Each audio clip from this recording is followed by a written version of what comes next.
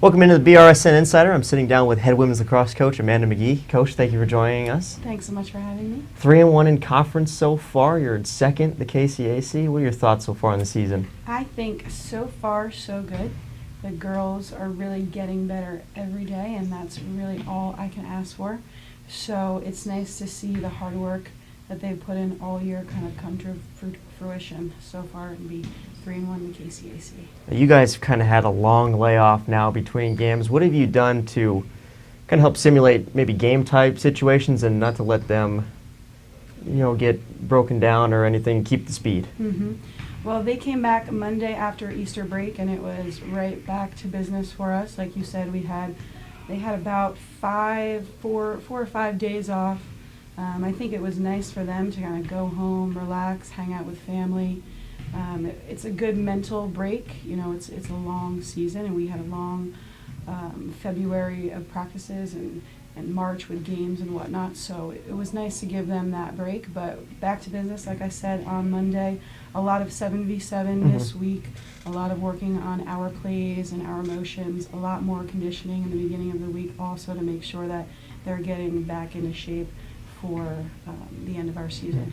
Is it difficult for a coach to have a layoff like this between games? It can be a good thing and it can be a bad thing. I think it's good for them. It's like they get to go home and they get to recharge, but also it takes their focus a little bit off of what we're trying to accomplish. So it was really important for me to see who came back this week with a fire, who was ready to go, and it's just important for me as a coach to keep them motivated. You guys have Midland coming up this Friday. What are your expectations? I'm excited to see how we do against Midland. They are a tough competitor in the KCAC, and they've been pretty successful as well. I know last week they had a couple girls who couldn't travel with them. They were on spring break last week, so can't really take their scores last week into too much consideration. They'll have their full team back playing us again tomorrow, so I'm excited to see what we can do against them. We have couple things up our sleeve. We're going to try a couple different things with a couple different players. So I can't wait to see how tomorrow goes. Elizabeth Darrow has been huge for you guys early in the season, but now you're starting to find goals from other people. Is the offense starting to develop, or is it a confidence thing? I think they're all starting to click a little bit more with each other and recognize what are each other's strengths. And I think confidence has a huge part to play in it as well. You have girls who do not have a ton of experience, and they're getting a couple goals under their belts, and they're saying, all right, I know I can do this. I know I can score on these goalies, and I'm good enough. So I think it's a little bit of both. So you guys have been having a great conference year so far, ranked in the national poll. What does that mean to you? That was so nice to see and be recognized by my peers, other coaches. And I think it's such a confidence boost for the ladies as well to see that, okay, people are recognizing us, and we might be a young team, but we're mighty, and we're going to go out every day and give our best and 100%. You don't want to look too far ahead, but now with the national ranking, what's the national tournament hope starting to look like? Well, it's not too far away, and I always tell them one game at a time, and any team can beat any team on any day. I'm a firm believer in that. So we just look to say, okay, Midland's up next. We've got Ottawa on the 16th. We know right now our goal is make it to the KCAC conference, win the conference. Then after that, we'll see what happens. Now, with the national ranking, what does that help in recruiting? It definitely helps in recruiting for young ladies who are juniors and seniors to see that we're getting those looks from other teams. University of Cumberland and Georgetown College and SCAD. They've been in the top 10 coaches poll basically this entire first season. So to be in the round with those types of schools who have had a lot of press this first year, it's definitely helped out with recruiting. You're only going to lose 2 seniors next year, so what are you looking to bring in? I'm looking to bring in a lot of local talent for next year. Signed a lot of girls from the KC area, a couple girls from the East Coast, a couple from the West Coast. So I'm just looking to build upon our already very talented roster. And then, okay, so now back to Midland and moving into this game. You said you were going to try a couple of different things. Are you going to try to mix and match your lineup, or are you going to leave the lineup the same, or just mix and match the way you guys work? The lineup will stay the same. Defensively, we're going to try something a little different. We're going to try do a little face guarding, so we haven't had to do that yet this year, but they've got a pretty strong midfielder, so we're going to try and face guard her first half and kind of see how that goes. I'm excited to see whether it'll work or not, and we may have to make adjustments at the half. So that's something a little different that we're going to try this game. Now, if that's something that does work, is that something you'd be willing to do in the future as well against teams like Midland? Depending upon the opponent, depending upon how strong the score is, sometimes you get a team where there's really one girl who is their go-to on offense, and it is wise to face guard her sometimes. But I believe that our defense can handle any offense, and we'll see how it goes the first half in Midland. It's more also to mentally check out the other girl on the other team as well. So we'll see how it goes. Possibility of you guys hosting an opening round KCAC conference tournament game. What's it like playing at home in front of the home crowd? It is absolutely a home field advantage, and we have been so lucky with our fans this first season. We've had a great turnout for our 2 home games. I'm hoping we'll get a nice crowd early Saturday morning at 11 o'clock when we play Missouri Baptist, but that would be wonderful to host a game for the KCAC tournament. You talked about Missouri Baptist. Is there any kind of mental difference? You guys played a lot of late afternoon games, games in the night. You're going to play an 11 o'clock game. Is there any kind of a mental difference there? No, you know what? I think the girls are used to getting up early. We had 6 a.m. practice all during fall ball. So I'm not worried about them playing early in the morning.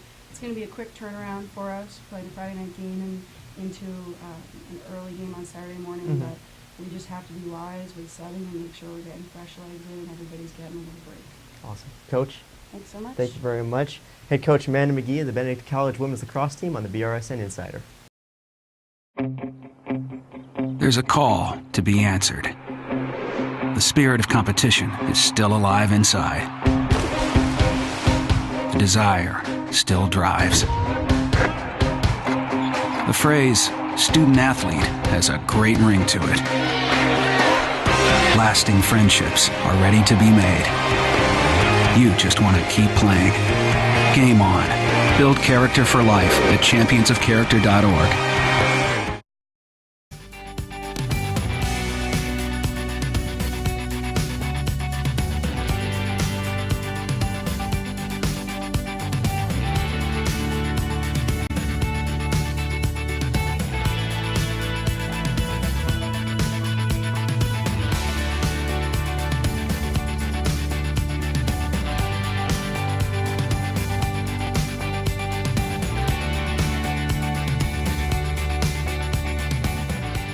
Welcome back on the BRSN Insider. I'm sitting down with Anthony Everman, head men's baseball coach here at Benedictine. Coach, thank you for joining us. Yeah, thanks for having me. 11-20 on the year, 3-7 in conference. What have your thoughts been so far on this year? Well, I think we've done a lot of really good things in certain areas of the games at certain times, and if we can just start combining those things together into one game or finishing off games in all 3 areas, I think we'll be in really good shape. And that's just the challenge in any year, but in year 1 here, that's definitely been a point of emphasis is try to play as good a game as we can offensively, defensively on the mound. The 3-7 in conference doesn't really reflect it. Played in a lot of close games, rattled off 3 in a row, including a sweep at Graceland. What have you thought of the conference season so far? Yeah, I think you're 100% correct. The record doesn't necessarily show the efforts in all those in those areas that we want to be good at. But again, you got to put it all together in baseball. There's no clock. You can't stall, or everybody gets their opportunity with the number of outs in a game, and we just got to handle the ball better. I thought our pitching staff has given us a chance in conference to win more games than what we have so far. So, again, we just got to keep executing in our areas of the game as good as we can, and I think that can turn around. Quite the opportunity yesterday. You guys got to play at the University of Kansas. Talk a little bit about that. Yeah, it was an opportunity that popped up with some weather issues with their schedule. I've known Coach Price for a long time.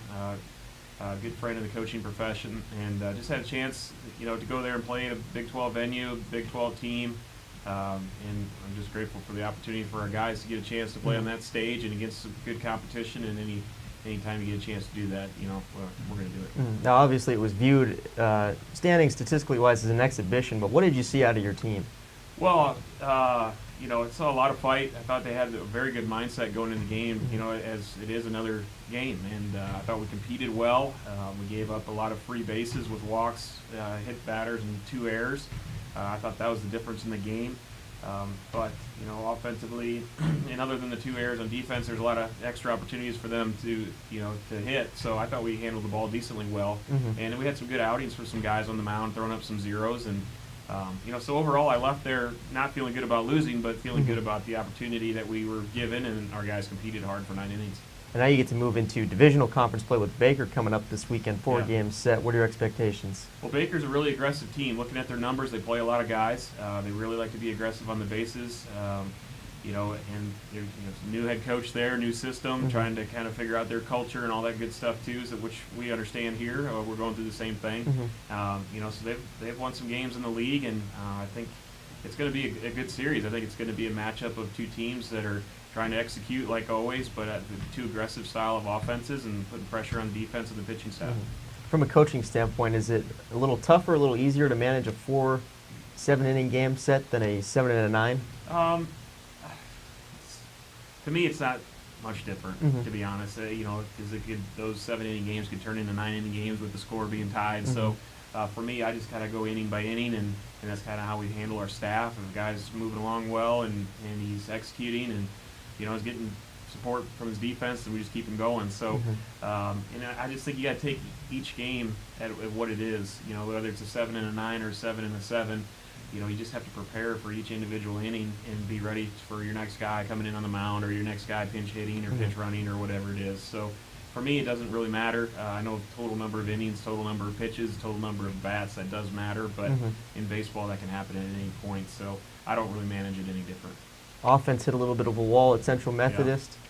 Looking to carry over, though, 16 hits against the University of Kansas on Wednesday. Looking confidence-wise, carry that over, or was it more of a mechanical thing? No, I just thought we executed better. The first game at Central Methodist, we kind of held at bay for a good number of innings, and I'm just looking forward to our guys competing again. And I think if we can compete at the plate and execute on the mound and play good defense, I'm confident in any game that we play, regardless of level or team.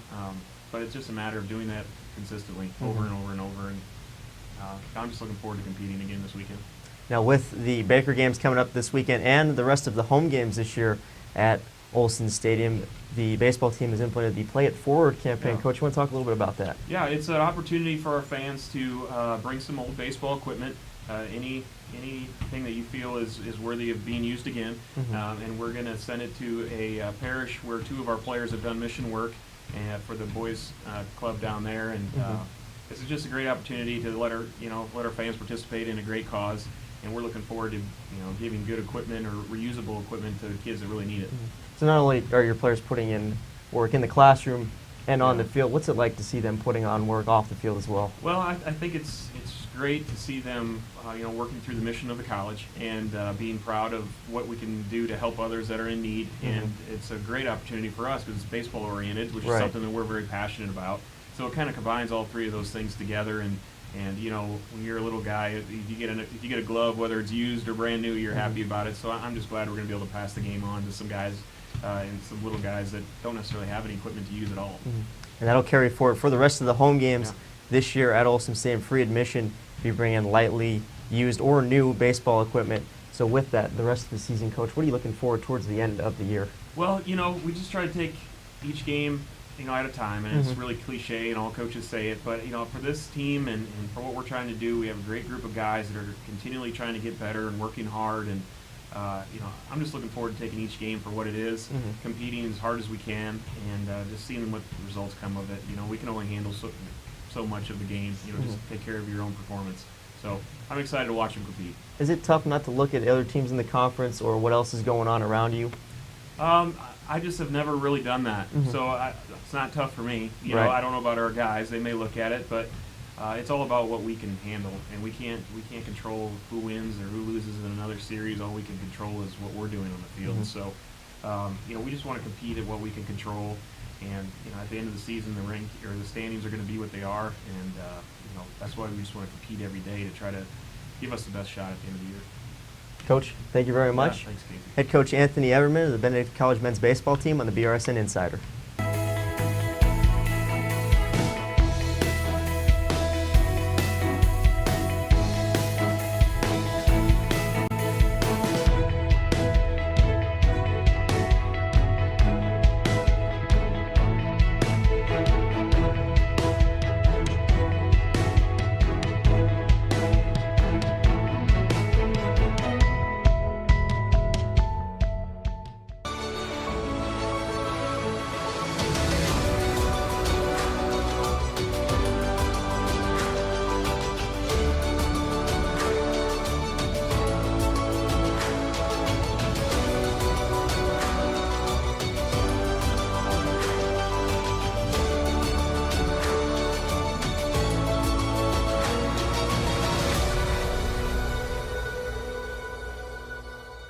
Welcome back on the BRSN Insider. I'm sitting down with Chad Folsom, head coach of the women's basketball team. Coach, thank you for sitting down with us. Appreciate it. Thank you. Nice run you had in the national tournament. Started with a 55-53 win over Montana State. Take us through that game. It was like I said, it was a good game with two defensive teams going at each other.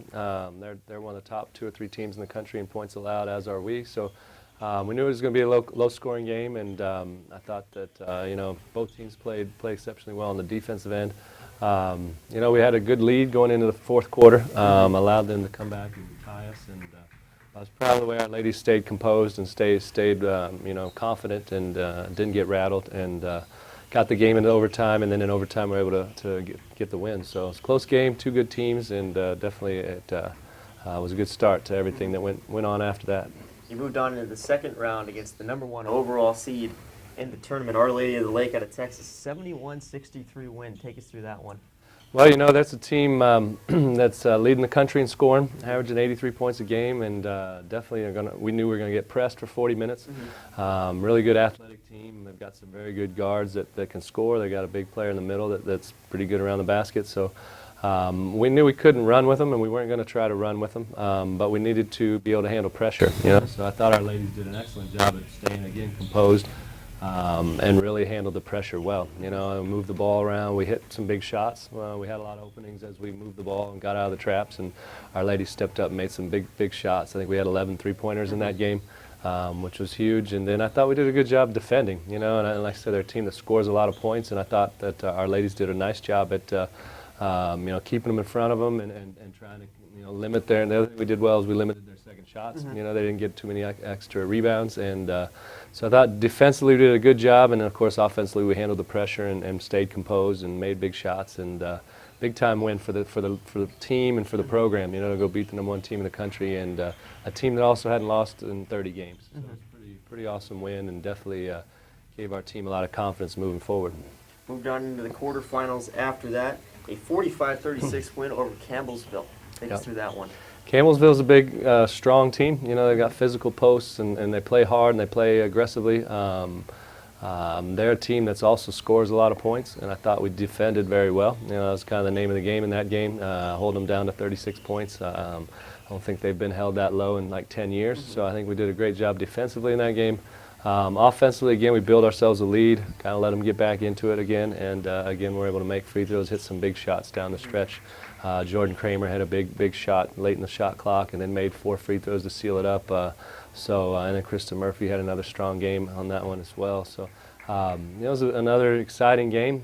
Very good teams going at each other again, and I think in the name of the game in that one was defense, and I thought we played really good defense in that game for 40 minutes. After that, moved into the Fab Four, the 4 remaining teams. A 50-34 loss to Heart rival Baker. Take us through that one. Yep, we got to see Baker for the 3rd time.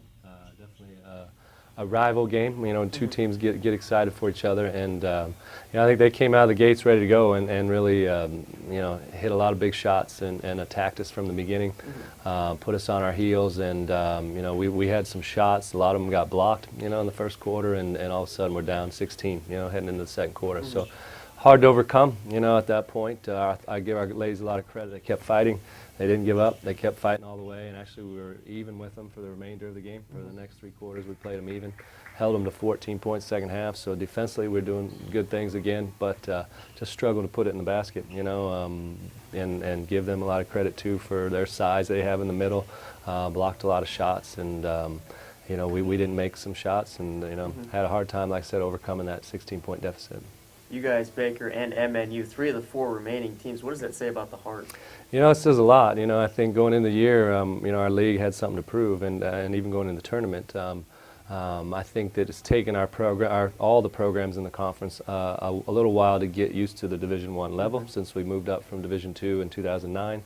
But I think that we're there, you know, and I think that this year we proved it, and that's pretty exciting for the conference moving forward. That to have 3 teams in the Final Four when we hadn't had a team get past the second round up until this year. So it says a lot about where the league has gotten to, you know, and the talent level we have, and we've got good coaches in the league, and it was a great place to show the rest of the country what the Heart of America Conference is all about. So moving forward, I think this is going to be great for our league, and hopefully we can all build on it some more. You finished 8th in the polls, 29-7 overall. What were your thoughts on the season? It was a great year. You know, when you think about it, our only losses were to other teams that went to the tournament. You know, we lost to Mid-America twice during the season, lost to Baker twice, lost to Central Methodist once. You know, they're all in the national tournament. So, you know, all along I thought we had a good league and we were playing good teams, and it showed when we got to the tournament. So, but you know, I thought we had a great season. We ended up leading the country and made threes for the year. We had a lot of players that could shoot, you know, and were able to, and we had a lot of depth too, I think, which was a big key for us this year. And we had a lot of new players and new freshmen step up and really fill roles and play big roles for us, and it's exciting for the future as we move forward. And I also thought that we did a great job defending all year, you know, and I think as all my teams I've had over 15 years, this one's probably defended the best, you know, and held teams under 53 points a game is pretty darn good, and something again to build on as we move forward.